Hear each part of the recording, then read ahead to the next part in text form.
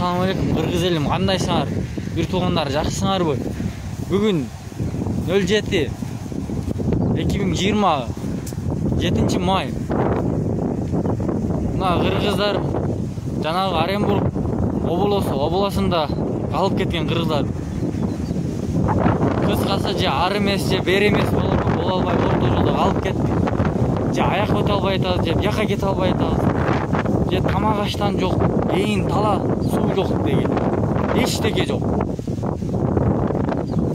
Барлығын курсактар ач, жегенге эчтеке жок, нан жок же башка нерсе жок.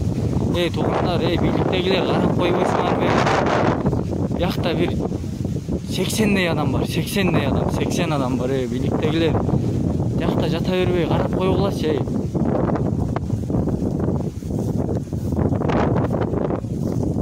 Мына туугандар кара эле болду, кыргыз эли бир карап жардам болду. Койбойсуңарбы? Атыштарын карагыла, эйин тала же аяк эмес же бери эмес кете албайттар. Hostelде жаткандар да бар. Аякта жанагы аэропортто күткөндөр бар, канча бир. Hostelде 1,5-2 айдай жаткан адамдар бар. Бияка келгендер. Жанагы аэропортто бар 5-6 күн, 7-8 күн жаткандар дагы бар.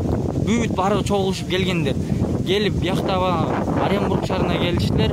Келгенде ошол жерден постон тосуп, же ар эмес же бери эмес кете албай калгандар. Сууда жок, нанна жок, эчтеке жок. Талаада калдылар, кыргыз эли, талаада эле калып карболдулар го. Мына карагыласаңдар, мына. Биякта эжелер ыйлап атат, алып кеткиле деп. Мына эжелер ыйлап атат, ыйлап.